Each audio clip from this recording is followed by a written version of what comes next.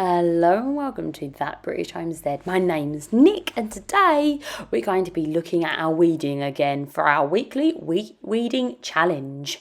So this is a no-dig bed. What it is cardboard with horse manure over the top, and as we all tell you, there's no weeds in a no-dig bed. Well, that is absolute baloney.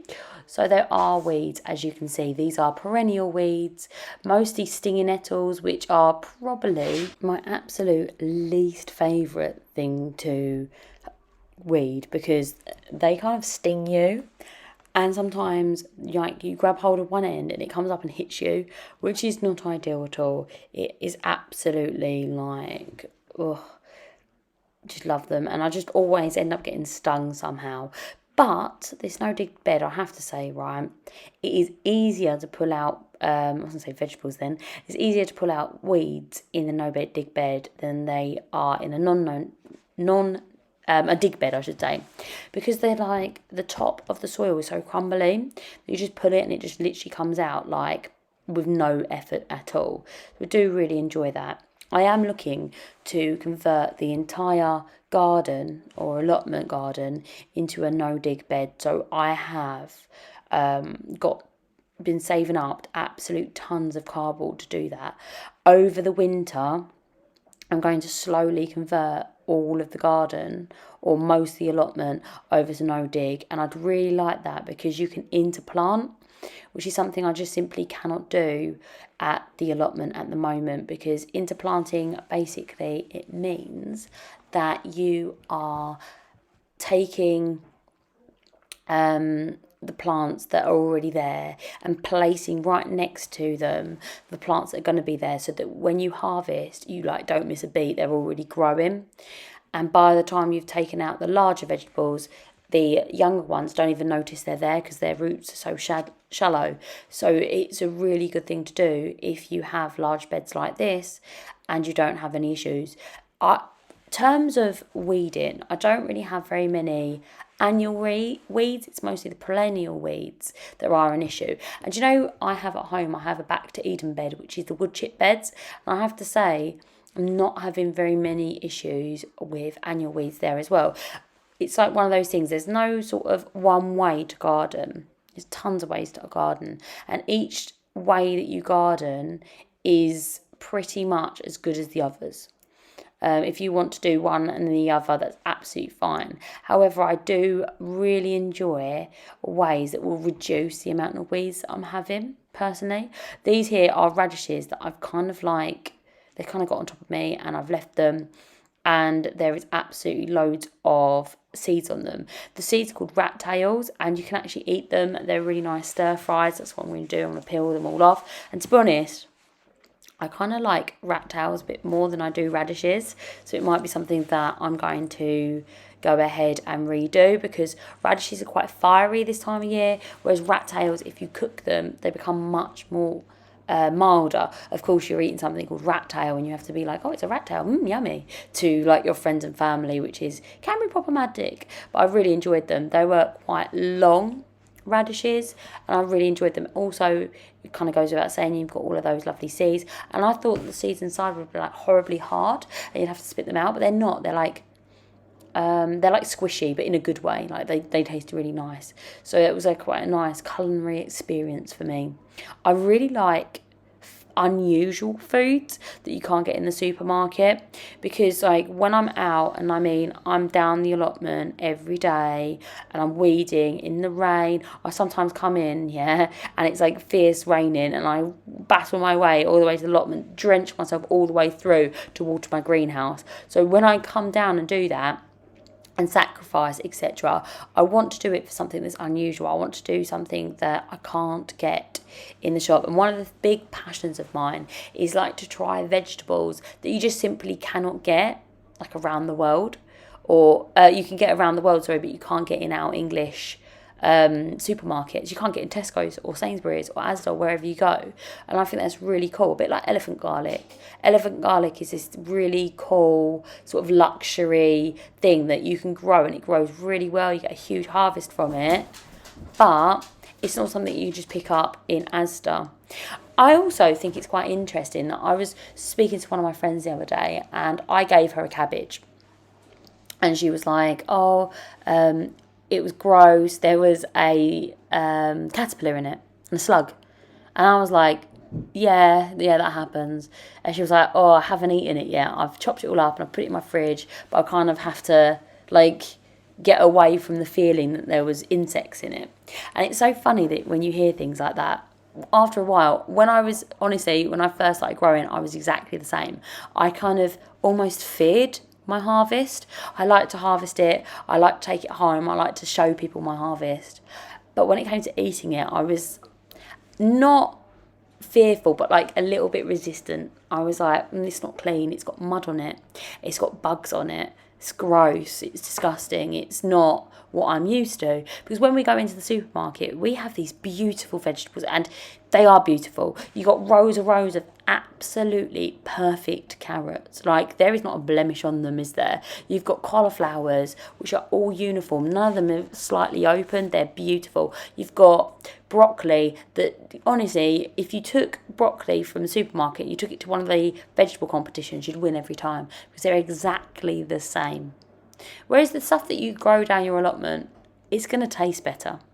But it's going to have lumps and bumps. It's going to have... Like, I got a potato the other day that had a slug in the middle. I just cut that bad boy out. Then potatoes taste amazing. And potatoes are one of them things. You've never tried a potato unless you've actually grown it yourself. The flavour of a homegrown potato is amazing. The flavour of a shop-bought potato... There is no flavour, is there? Think about it. If you're thinking, I don't think potatoes have flavour, it's because they don't. But a shop-bought potato has absolutely no potato flavour at all. But the ones that I've just harvested the other day, with all of their little mealwormy holes and slugs been biting them, and the odd one that's got like a mysterious little rodent bite on it, they taste so much better. Peel them, chop off the bad bits, compost the rest, and have a beautiful potato, wash it under the tap, chop it up, and we eat them until they go out of fashion, sort of thing. And every year I am shocked of how much they taste so good, because we do go a little while without having potatoes. Now it's potato season. We're eating potatoes. Not every meal, but like lots of meals we eat potatoes. And we will knock that on the head when it comes to, say, the winter months. Probably about February, March, I run out of potatoes. And then and then I plant them in April. Yeah, it's about February, March. So when that happens, it goes a long period. And I think that's the interesting thing about growing seasonally, is because if you are growing seasonally, then you have periods where you absolutely miss a certain vegetable or fruit. Like, in the winter, I'll be like, oh, I really miss strawberries. My daughter will get so, like, wild up about strawberries in the winter. And she'll be like, oh, Mummy, I've really missed them. Oh, Mummy, I've really missed strawberries. And she probably holds out, bless her, to about February, March. And in March, she'll be like, right, Mummy, we're getting strawberries from the shop. And she'll buy a shop and she'll bite into it, and it tastes like disappointment. And she looks at me and goes, it's awful. They're bitter and they're hard. This is not a strawberry. And I say to her, no, Jasmine, they're not strawberries because they've been picked and sprayed and all of that sort of stuff. And they don't have the flavour like our fresh strawberries do. And even if you buy strawberries right now, they taste amazing. They taste like absolute heaven. They're so juicy and sweet and good. And they're that combination of like a little bit sour, but like with that intense sweetness to it. And you can't get that unless it's seasonal. And we're used to having a global food. We're used to having people give us food all year round. Mangoes. I don't even know the season for mangoes. Unless I Google it, I have no idea. I'm telling you that I've never gone into a supermarket and not been able to buy mangoes. Right? Coconuts. I don't know the season for coconuts either. They're always there. Plums are always there. I know the season now because I've got a plum tree. And I know that plums in like the dead of winter taste horrible. Peaches as well. Peaches this time of year are a bit rubbish. In a few weeks' time, they're going to be amazing. Absolutely, like, I could eat peaches, right? Easily, I could eat peaches until I vomited and then carry on eating them. I love peaches that much, especially in the winter. I love me a tin peach. Whew! I love them so much that we actually bought a peach tree to sit and, like, I want to, like, gorge myself on peaches, so much so that I probably won't eat for days. Same with strawberries. We gorge ourselves on strawberries as well. But they aren't the same unless you wait for them. There's certain things, don't get me wrong, there's certain things every year, every about 2 years. Cabbages, I've grown so many cabbages this year. So many that in a couple of years' time, I'm probably going to think to myself, I can't stand another cabbage. But I made a lot of sauerkraut, and sauerkraut tastes so good when you make it yourself, and it's so good for you. Not just that, it's very fun for getting people to try it for the first time because it is an acquired taste. But I really enjoy having all of these things, and I just don't think they taste the same as when you have them, when you get them from the shops. It's like, recently we started making mayonnaise, and that mayonnaise now is like so creamy and nice. It kind of ruins shop bought for us, which sounds really stuck up, doesn't it? But we're probably making it for pennies, so we're saving money on it, and it's really, really lovely. I think it's so important that if you are harvesting and you are new to this and you are feeling a little bit nervous about all of this awkwardness, it is so important that you know it's okay that you don't have beautiful veg, because nor do I. And it's okay if, like me, you have a lot of weeds and you are trying your best to keep them back. Just remember that every single year it gets a little bit easier. And this allotment, honestly, just a year ago had so many weeds that I couldn't see my child through the weeds. It was ridiculous, and we knocked them all back, and every year it is getting better, believe it or not. We do have a big issue with all of this bindweed, and to be honest, we do need to do a bit of a tidy up with all of the bits that we've found around the allotment and we have hanging about as well. But it will get there. There's a season for everything. There's a season for weeding, there's a season for making beds, there's a season for harvesting, and a season for sowing. And we are definitely deep into that season of weeding. And I want to make sure that I'm spending that time doing that. And do you know what? I used to hate weeding, and now I throw on an audio book and I'm like literally in the Zen zone. I'm like completely happy weeding. I just turn off to the world, relax completely, and it's so therapeutic. I like weeding by hand. Now, if I brought down I've got one of these like petrol shrimmers that you pull the cord and you can shrim with it. Now, I could bring that down, but like, look at, it's a little bit like, I know it's gross, but picking spots, you know, when you push a what's it called? Squish a spot, and it's so therapeutic. And I have to say, like, this to me is like that. Like, it's something that's very unpleasant, but it's so rewarding to grab hold of that bindweed and pull it off, because all of it comes off at once. I know that bindweed is bad, obviously, but out of all of the perennial weeds that I have, bindweed is probably the most rewarding one that I have. It sounds so weird, doesn't it? Because you get to pull it and a whole sheet of bindweed comes towards you. Stinging nettles are probably my least favourite by far. Yeah, look at it all go. Because they sting me, and I don't like that. However, lots of people eat bindweed and they eat stinging nettles, which is interesting. I have made some stinging nettle compost tea before. You have to drown stinging nettles. So don't think that I'm going to go ahead and put this in my compost bin. No.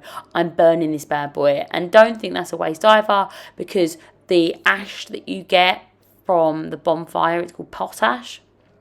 Potash, really, really good for vegetables, especially tomatoes and anything from the nightshade family. They absolutely love potash. So I'm going to keep all of that potash. I'm going to use it. Don't use a lot because it's got quite a bit of salt in it. So you don't want to like overdo it. It's like one of those Goldilocks things. It can't be too much and it can't be too little. But I'm going to use that to amend the soil. And once I've like amended the soil a little bit, I'm actually going to send off and do a soil test. And I actually did geology. So as a geologist, I'm very excited about looking at the structure of my soil and looking at anything that is lacking in my soil. It would be very exciting for me. I know what you're thinking. Wow, data. Yes, I like a bit of data. Now, this wall that I'm kind of like plugging away at, I have noticed on the other side is where I'm having my squashes. And I have noticed, right, and I know that you guys are saying, yep, your squashes are really good, but I'm not. Because I remember the summer harvest and like it being so abundant, but this shades out a lot of my squashes, and it's just weeds, right? It's bindweed, and instead of like pulling it all down, which is going to be like a pain in my existence, what I'm doing is I'm just pulling the bindweed off of the roots, and what I'm going to be doing with this is every so often I'm going to be weakening that bindweed. And I'm going to make sure I stay on top of this now. And this is good because the weaker you get it, the root stock will just die. It will take a little while. I think it's the second year that I'm pulling all the bindweed off of the raspberries. And it's so much better than it was. I do need to go over there 100%. And I do need to re-weed that area too. It's just, imagine I'm always weeding. If you're thinking, oh, I wonder what Nick's doing, she's weeding. She's weeding or she's sleeping, getting ready to weed. So I'm getting distracted by the chicken. I love my chickens. I think they're hilarious. So it's really important that we keep on top of that. It's also important that I don't tread on any of these vegetables as well. But I think everything has it, like I said, it has its season. Things are growing and they're small, that's okay. And I did think this winter, I was like, right, I can get them done. I can put loads of vegetables in this time of year, but then I'm going to not have anywhere to put them. I lost a lot of vegetables last year and I was gutted about it, and I started them all a lot later. Now what I noticed after doing that was they grew really, really well. This has been a long lingering spring though, with cold snaps, and honestly I waited for ages to put my tomatoes in because I was like, look, I'm not going to have a late frost kill my tomatoes. So what I did is I waited and waited and waited, and I put them out, and guess what happened that day? Oh my days, there was hail.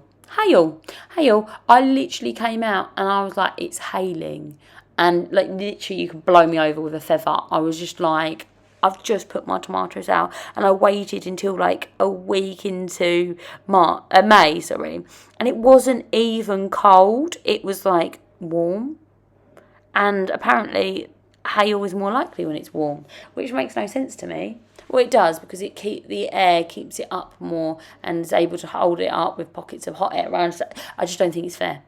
I just think that it should be outlawed, and we shouldn't be allowed to have hail when it's warm because they made my tomatoes a bit delayed, which obviously unacceptable, but they're looking really good.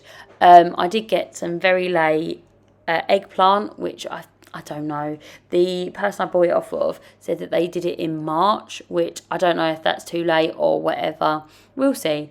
I might be laughing in a couple of weeks' time. But as you can see, the tomato jungle is doing really well. Like, don't get me wrong, they're not at the top of the polls yet, but they're not doing badly at all. They're like putting off a load of tomato flowers. Lots of them have tomatoes on them already. I have had the odd tomato, but like when it comes to tomatoes, I want crates of them. I want to have so many tomatoes that I literally don't know what to do with them. Last year, I was doing to be fair, it was in about a month's time, but I was doing every other day. So one day on, one day off. One day I'd go down the allotment and I'd harvest. The next day I would literally be canning all day, putting the tomatoes into jars, etc. The next day I was making sure that I was going down there and harvesting, and then the day after I was canning, like literally on and on and on and on every single day. Now, we're not at that stage yet, which is good because I'm still at work and it would be really stressful. But the most important thing is that I keep on top of these weeds and look forward to things like the wonderful canning. Do you know what? I always say I really enjoy canning on the hottest time of year. Yeah, it's just, I know what you're thinking, but wouldn't you like to can in the winter? And if you grow your own food, you know there's nothing to can in the winter, really. Apart from those mobbed potatoes that you're like, right, these are a little bit dodgy, I'm not going to eat them in time, I'm going to can them. But apart from that, there's like literally nothing. So it's always the hottest time of year. And my kitchen is a sun trap. It's got windows all around it. It's like a greenhouse. It is sweltering in my kitchen. So when you're running the canner, so you've got the oven going to roast tomatoes, and you've got like several hobs going, it is like your back is just dripping. But I do it every year, and do you know what? I have to say that the food that I get from my allotment is so precious to me, and I honestly feel like it is the best food in the world. And I wonder whether it's because I've put so much effort into it, or it's because it's actually good. Because like they say, don't they, if you put effort into something, it will feel like you've done so much more than you've actually done. It's like you've put the effort in, you can taste the effort. So when we say to our daughter, and we say to her, you've got to eat, tonight we had cabbage for dinner, right, boiled. And she was like, I don't like cabbage. And we were like, no, you need to eat it. No, I don't like cabbage. I'm like, dude, I've been growing that cabbage for months. Eat it. Like, you need to eat it. Mummy's put a lot of effort into it. We chopped it up. We washed it together. And she's like, yeah, we did put a lot of effort into it. And she did eat the cabbage. But sometimes if it was shop bought cabbage, I don't know if I'd have the effort. I'd be like, oh, leave it. It doesn't matter. It only costs 30p. You see what I mean? Whereas now I'm like, that cabbage, I got up at night time, I watered that cabbage, I weeded that cabbage, I've harvested that cabbage, I've taken the cabbage all the way home, I've stored that cabbage, I've chopped up the cabbage, and now you will eat the cabbage. And it's really good for you also, obviously. The same with peas. I'm like tyrannical with peas. I'm like, eat your peas. Don't leave a single pea on your plate, because I had to harvest them and I had to pod them. That took me ages. Eat the peas. So I wonder if I'd be that tyrannical if it wasn't for the fact I put so much effort into it. And I think my partner was never someone who liked vegetables. He pretty much didn't eat vegetables for years. And now he eats peas, he eats carrots, and he eats all of them. And I think it's because you can see the effort behind it. It's not just a carrot. It's a carrot that's been it's been sowed, and it's been like looked after with love, and it had hands of love on it that's made it extra special. So that you know that if someone gives you something and they've put their heart and soul into it, then you're more likely to eat it. And I think that that's the transition that I've found over the years. I've gone from fearing my food to being proud and loving my food, and really wanting it to share it with people and see the nutrition and how it changes people. I've just made a load of rhubarb that I'm taking to work tomorrow, because I want people to enjoy my food. I really get a buzz off of people enjoying and sharing my food, which I just think is amazing. And I think we should do that more. Sharing the harvest. We spend a lot of time guarding, protecting, and basically commandeering that space so that we can grow our vegetables. So we should spend a little bit more time trying to share it with the ones that we love. All right, thank you so much for watching. If you haven't done already, remember to subscribe. And Sheila, I'm done. It's over to you. I'll see you next time. Bye-bye.